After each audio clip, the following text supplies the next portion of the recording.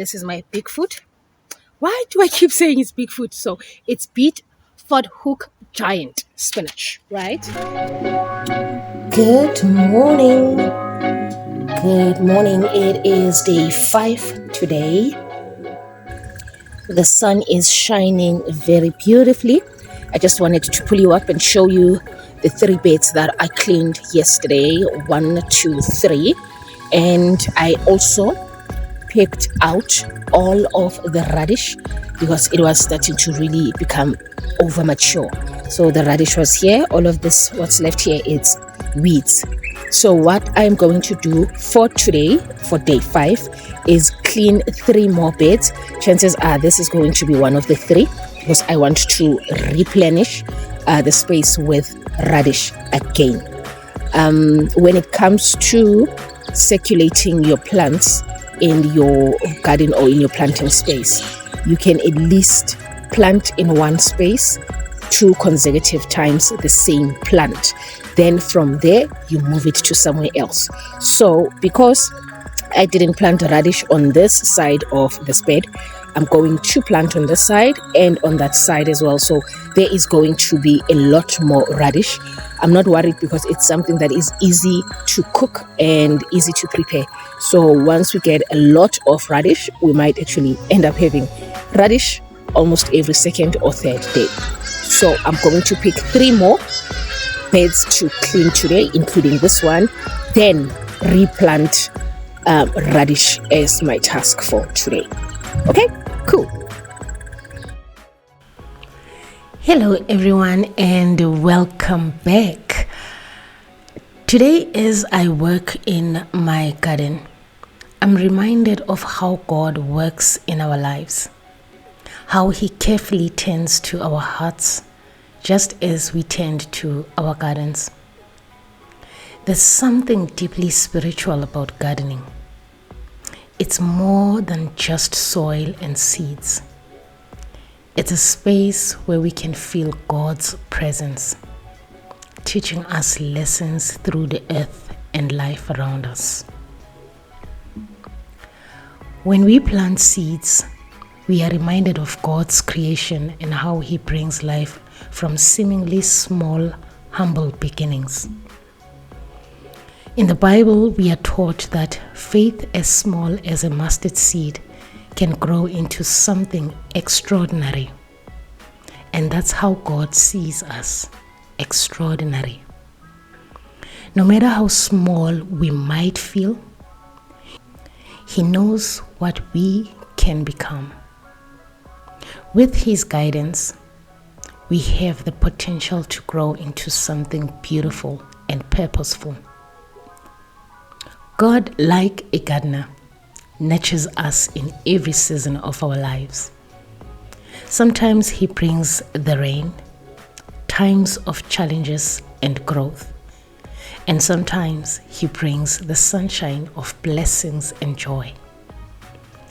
Every season serves His purpose, preparing us, shaping us, and drawing us closer to Him.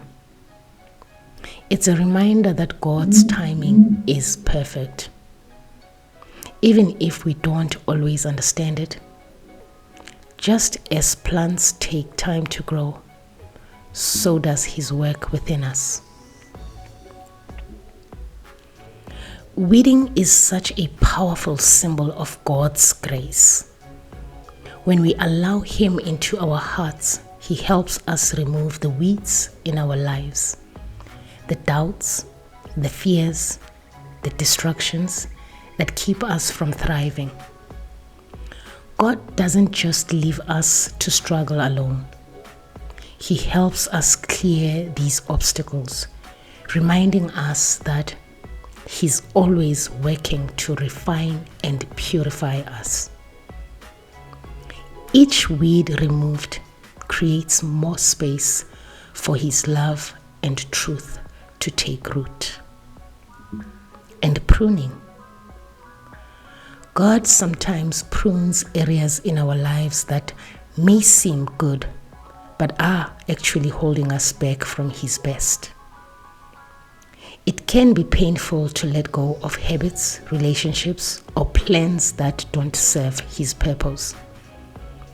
But in His wisdom, He knows that pruning is essential for us to grow stronger and bear more fruit. Just like the spinach that I was pruning today. The more I prune the spinach, the more the spinach bears fruit. With each snip, He's shaping us closer to the people He designed us to be.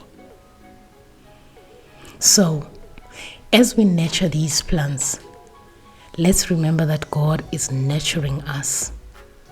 He is the master gardener of our souls, patiently guiding us, shaping us, and helping us bloom. Even in times when we feel we are hidden or struggling, God is there, always at work and always faithful. Thank you so much for joining me today. May this message remind you of His care and grace, and may we all trust His hand as He grows and shapes us into who He created us to be.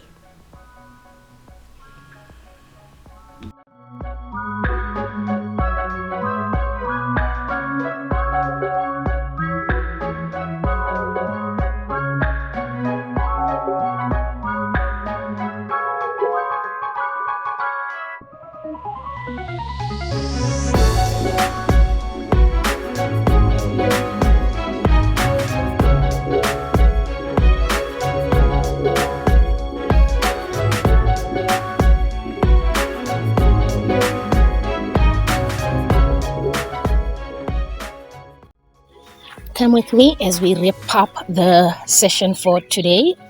Okay, earlier on, about 2 hours ago, I watered here.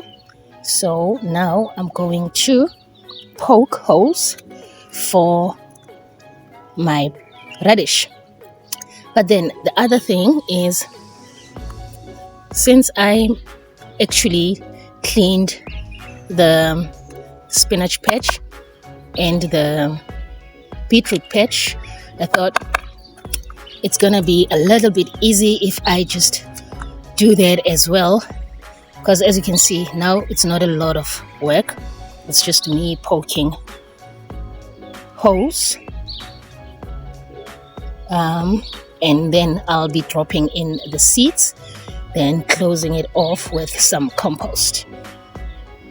It's just a nice broomstick that we cut in half so that it's not too long. So this is what I'm going to be doing for all the 3 beds. Then plant my veggies, because the thing is, these beds are clean, right? If I am to just leave them like this and wait for when I have potted the seedlings, by the time I put them down, I would have to clean the patches again. So I'm like, you know what?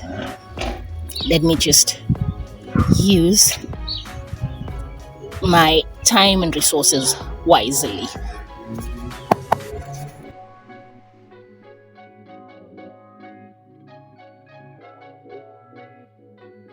Last time I checked, I actually had 3 different types of radish. Okay, I'm gonna squeeze some here. So I'll be putting 3 different kinds. So let's see, it's 2, 4, 6, perfect. So it would be 2 per row. So it's gonna be this 1, 2, 1, 2, 1, 2, and voila. Next is the spinach. You see, as I said, it's really not that much of. Okay, I'm going to try and separate my spinach, unlike the one here, which is jumbled together. But then it works. At least for me, that is.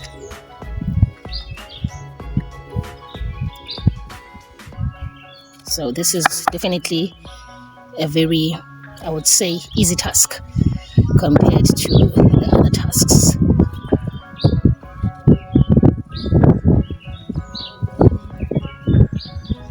there we are, to the beetroot.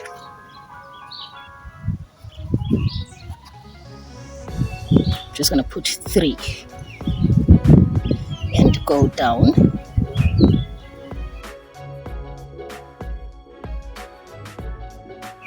And that's it. So as you can see, I've poked the holes nicely here for the extra beetroot because that one is almost maturing. And I'm going to put back radish, 3 different types, and I'm going to add on to my Bigfoot spinach. You know what? Whilst I'm here, I might as well just add more of the Swiss chard, because I don't know if you can see, my Swiss chard is 3, 6. One is short here, so I'm gonna add, and I'll add another one here. And can I just be extra and just in between these add more? All right, okay, let's go get the seeds and put them down.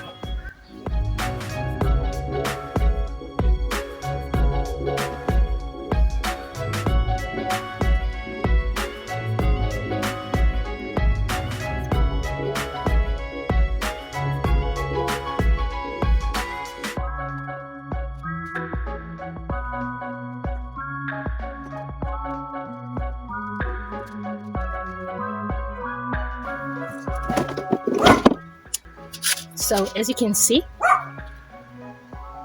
I have my different types of radish, which is the cherry bell. It almost looks similar to the sprinkler, but then it's not. So it's these 2 and this one, which is the white icicle. Right, so I've got my 3 types of radishes. Then this is my Swiss chard. Let me just check. Yes, it's the Swiss chard. Then this is my Bigfoot. Why do I keep saying it's Bigfoot? So it's Beet-foot hook giant spinach, right? And then my beetroot. So these are the plants that I'm going to put on the ground, right? Then let's see. I already labeled some of these. As you can see, this is the spinach. I'm just going to add the date at the back, which is October is the 10th month, right? So it's 10/20/24. The nice thing about these labels is that you can just soak them in soapy water and you can wipe them off and reuse them. So spinach is sorted. Let me see. Radish, white icicle, 10/20/24. Then what is, oopsie, this one is the Swiss chard, 20/24. Then this is the cherry bell. Just need to add the dates. I didn't add the dates. 20/24. I just put only the month, especially if I know that I'm starting earlier on in the month or in between the month. You know, I just put down the month. Then this one is the sparkler, October 2024. So what's left? It's the beetroot. Okay, beetroot I didn't write. So beet root and October 2024. So there we are. I use the eraser if I don't have my soapy water. It also just does the work nicely.